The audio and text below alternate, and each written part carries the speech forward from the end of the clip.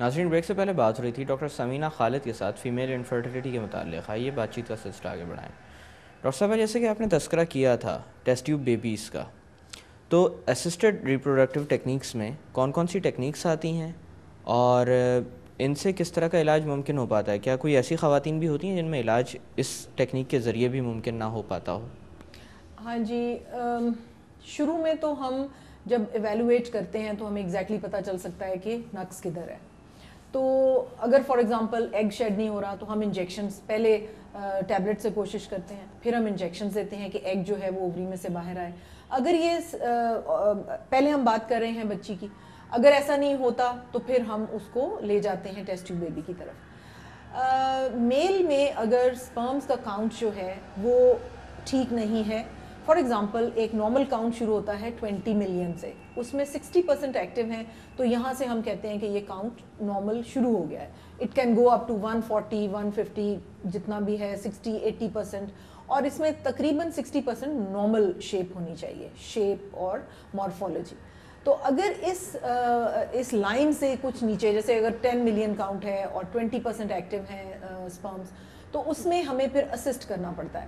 ہمیں فیمیل کو پہلے دیکھنا پڑتا ہے کہ وہ بالکل اگر نارمل ہے تو ہم یہ اچھے والے سپرمز کو الگ کرتے ہیں، سینٹریفیوج کرتے ہیں، کچھ باہر کے ممالک سے ہم منگواتے ہیں فلوئڈز جن کے ذریعے ہم وہ سپرمز جو کہ ایکٹیو ہیں اور نارمل ہیں ان کو ہم الگ کر لیتے ہیں، اور اس کو پھر ہم عورت کے یوٹرس میں رکھ دیتے ہیں. ایک باریک سا پپٹ ہوتا ہے، بے ہوشی کی ضرورت نہیں ہے، ایک عام نارمل معائنے کی طرح ہم اس کو انسرٹ کرتے ہیں، اور اس کے بعد وہ 10-15 منٹ کے ریسٹ کے بعد اپنا نارمل کام کاج میں کر سکتی ہے.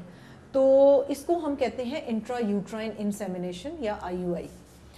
IUI جو ہے ایک سمپل ٹیسٹ ہے، وہ آپ کی کلینک میں ہو سکتا ہے، اس میں تھیٹر کی ضرورت نہیں ہے. کئی دفعہ اگر ایگ ریلیز نہیں ہو رہا ہے، اس میں تھوڑے بہت انجیکشنز ہم لگا لیتے ہیں. اس کے علاوہ یہ ٹیکنیک بہت سمپل ہے، اور اب تو اسپیشلائز سینٹرز جو ہیں وہ ٹریننگ دے رہے ہیں چھوٹے کلینکس پہ ڈاکٹرز کو کہ وہ اپنی چھوٹی کلینکس پہ یہ پروسیجر کر لیں. اس کے بعد نیکسٹ اسٹیپ آتا ہے آبویسلی ٹیسٹ ٹیوب بیبی کا. ٹیسٹ ٹیوب بیبی ایک مس نومر ہے، اس کو ٹیسٹ ٹیوب بیبی ایکچولی نہیں کہنا چاہیے، کیونکہ اس سے ذہن میں یہ آتا ہے کہ شاید کوئی بیبی ہے جو کہ ایک ٹیوب کے اندر ہے. ایسا نہیں ہے. بہت سے لوگوں کے ذہن میں یہ ہے کہ شاید کوئی ٹیوب ہوتی ہے اور اس میں بیبی ہوتا ہے اور وہ یوٹرس میں رکھ دیتے ہیں. اس کا ایکچولی ہم بائی پاس کرتے ہیں. جیسے کہ آپ نے پوچھا کہ کس میں مستقل بانجھ پن ہو سکتا ہے. ٹی بی ایک ایسا مرض ہے جو پاکستان میں بہت کامن ہے، تو یہ ٹیوبز جو ہیں ان کو افیکٹ کرتا ہے. نہ تو یہ ایگ اٹھا سکتی ہیں، نہ سپرمز کو پروپیل کر سکتی ہیں. اگر پریگنینسی ہوگی تو وہ واپس یوٹرس میں نہیں آ سکتی، ٹیوب کے اندر لگ جائے گی، وہیں پہ ٹیوبل پریگنینسی ہو جائے گی یا پھٹ جاتی ہے ٹیوب، جیسے کہ بہت سے لوگوں کو پتہ ہے. تو یہ جو بیماریاں ہیں یہ مستقل بانجھ پن کر سکتی ہیں، اور اس میں ان کو اسسٹڈ ٹیکنیکس کی ضرورت پڑتی ہے.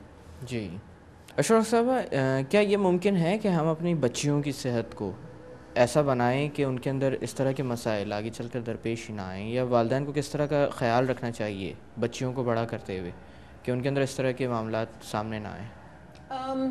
یہ آپ نے ایک اچھا سوال کیا ہے، کیونکہ ہمارے بچے جو ہیں وہ نیچر سے بہت دور جاتے جا رہے ہیں. نہ تو وہ سبزیاں، پھل، فریش جوسز، فریش دودھ ہے وہ بھی ڈبے کا پئیں گے، جوسز ہیں وہ بھی ٹن لیں گے، کھانا ہے وہ بھی، ڈرنکس ہیں وہ بھی ٹن پریزرویٹو ڈلے ہوتے ہیں اس کے اندر. تو شروع ہی سے بچیوں کو فریش دودھ کی عادت ڈالیں، فریش فروٹس لیں، اگر جوس لینا ہے تو وہ بھی فریش فروٹس کا نکالیں، سبزیاں کھائیں، اور یہ جنک فوڈ سے دور رہیں.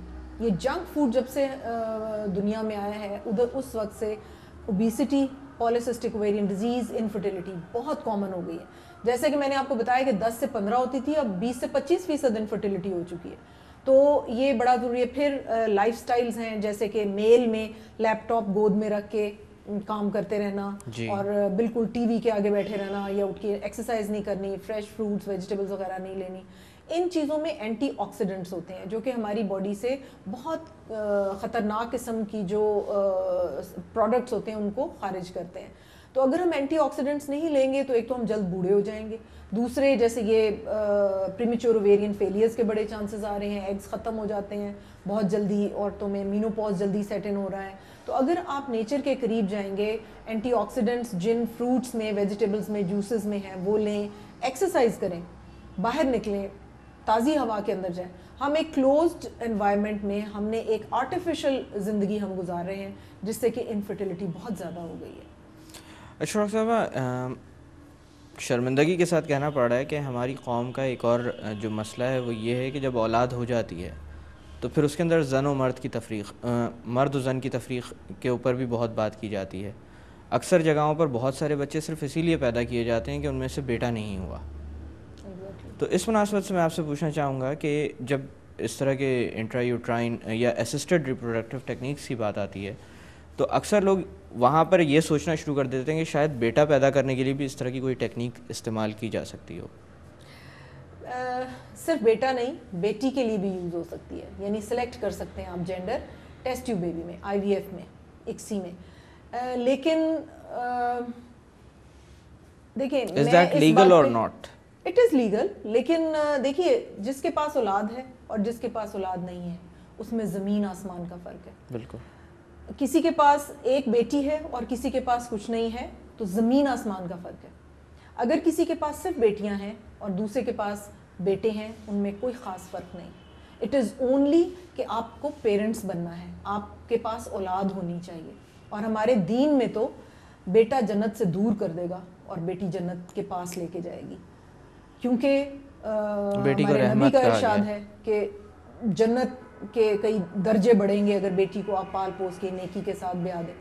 اور بیٹے اور پیسے کا تو سخت حساب ہونا ہے، ہم تو جنت سے بہت دور ہو جائیں گے. میرے حساب میں دنیا میں بیٹی کی پیدائش پہ ہمیں خوش ہونا چاہیے اور بیٹے کی پیدائش پہ بہت بوجھ پڑنا چاہیے کہ یہ تو ہمیں سخت حساب میں ڈالے گا. لیکن یہ کانٹری ہے ہمارے معاشرے میں، تو یہ سوچ غلط ہے. بچہ بہت ضروری ہے لینا، کیونکہ بے اولادی بہت تکلیف دہ ہے. تو جن کے پاس نہیں ہے ان کو تو بیٹی اور بیٹے میں کوئی تفریق بظاہر نہیں کرنی چاہیے. اچھا، کبھی کبھی کچھ معاملات ایسے ہوتے ہیں جس میں انفرٹیلٹی کا معاملہ تو نہیں ہو رہا ہوتا، یعنی کنسیو تو کرتی ہے فیمیل، لیکن ڈیو ٹو سم ریزن کچھ عرصے بعد وہ بیبی ابورٹ ہو جاتا ہے یا مس کیریج ہو جاتا ہے. اس کے اندر بھی یہ ریپروڈکٹیو ٹیکنیکس کسی حد تک کارآمد ہوتی ہیں یا نہیں؟ اس کا علاج کسی اور طرح سے کیا جاتا ہے؟ بالکل. یہ اگر فرسٹ ٹرائمیسٹر کی ابارشنس ہیں جیسے کہ پہلے 3 مہینے کی ہیں، ان میں زیادہ تر کنجینیٹلی ایب نارمل بچے ہوتے ہیں. موروثی طور پہ ان میں ان کی بناوٹ میں کوئی پرابلم ہے، کروموزومل ہے، یا جیسے کہ ڈاؤن سنڈروم ہے، ٹرنرز ہے، وہ یوٹرس پہلے ہی پک کر لیتی ہے کہ سم تھنگ از رانگ اور وہ آگے نہیں چلتے. لیکن اگر 3 مہینے کے بعد ہو رہا ہے تو ہمیں یہ دیکھنا پڑتا ہے کہ کہیں یوٹرس کے اندر کوئی پردہ تو نہیں ہے، جگہ کم ہے، یوٹرس پہلے ہی کنٹریکشن شروع کر دی ہے اس نے اور بیبی کے بڑھنے کی جگہ نہیں ہے اور وہ ابورٹ ہو گیا. تو اسسٹڈ ریپروڈکٹیو ٹیکنیکس میں جب ہم ہسٹروسکوپ ڈالتے ہیں یوٹرس کے اندر تو سامنے وہ پردہ نظر آتا ہے. ہوتا یوں ہے کہ جب بچی ماں کے پیٹ میں ڈیولپ ہوتی ہے تو بچے دانی 2 جگہوں سے آتی ہے، آدھی ادھر سے آدھی ادھر سے، وہ سینٹر میں یونائٹ ہو کے ایک بنتی ہے. فار ایگزامپل اگر وہ یونین صحیح نہیں ہے تو 2 بچے دانیاں ہوں گی، آدھی جڑی ہوئی ہوں گی، ہارٹ شیپڈ، بالکل یوں چپٹی، اور ان میں پھر سیزیرین کا بھی ریٹ زیادہ ہو جاتا ہے کیونکہ بچے کی پوزیشن ہی غلط ہوتی ہے اس میں، اور کئی بار ابارشنز بھی ہوتے ہیں. تو اگر ہم لیزر ہسٹروسکوپ سے ڈال کے اور لیزر کے ساتھ ہم وہ پردہ جسٹ کاٹنے کی ضرورت ہے، اس کو نکالتے بھی نہیں ہیں، وہ ایک دم اسپرنگ کی طرح پیچھے چلا جاتا ہے اور کیوٹی کھل جاتی ہے. تو یہ اسسٹڈ ریپروڈکٹیو ٹیکنیکس ڈیفینیٹلی اس میں بھی کام دیتی ہیں کہ اگر بار بار پریگنینسی لاسز ہو رہے ہیں. اچھا ڈاکٹر صاحب، فیصل آباد میں کوئی اور آئی وی ایف سینٹر ہے؟ نہیں، فرینڈز آئی وی ایف جو چناب کلینک میں ہم نے بنایا ہے اور یہ جنا کالونی فیصل آباد میں ہے. یہ فیصل آباد میں پہلا سینٹر ہے ٹیسٹ ٹیوب بیبی سینٹر، اور ہم نے 3 سال ہو گئے ہیں اور کافی کامیابی کے ساتھ ہم اس کو چلا رہے ہیں. ہمارے پروگرام کے توسط سے آپ عوام کو کوئی پیغام دینا چاہیں گی؟ پہلا تو یہ ہے کہ اپنے بچوں کی پرورش میں بہت زیادہ ٹائم ماؤں کو دینا چاہیے. بچیوں کو شروع ہی سے آپ آئرن، کیلشیم اور یہ چیزیں کوشش کریں کہ تازہ دودھ اور سبزیوں خوراک ایسی دیں جس کے اندر ان کو فولاد کی مقدار زیادہ ملے، کیونکہ اگر وہ کیلشیم اور وائٹامن ڈی نہیں لیں گی تو ان کی ہڈیاں چھوٹی رہ جائیں گی، وہ پھیل کے بڑی نہیں ہوں گی، قد چھوٹے رہ جائیں گے اور پھر نارمل ڈیلیوری ممکن نہیں ہو سکے گی. تو ان کی ڈائٹری ریکوائرمنٹس جو ہیں بہت ضروری ہیں. کھیل کود بہت ضروری ہے، کیونکہ اگر آپ ایک بچے کو وائٹامن ڈی اور کیلشیم دے کے ایک جگہ بٹھا دیں تو وہ پخانے یا پیشاب میں سے نکل جائے گا. جہاں سٹریس پڑے گا باڈی میں کیلشیم وہیں ڈپازٹ ہوگی. تو کھیل کود اور فزیکل ایکسرسائز جو ہے وہ بہت ضروری ہے. پھر بچوں کو یہ جو سیڈنٹری لیپ ٹاپ اور صرف ہر وقت یہ بیٹھے رہنا اس سے باہر نکالیں اور ان کو نیچر کی طرف زیادہ لے کے جائیں.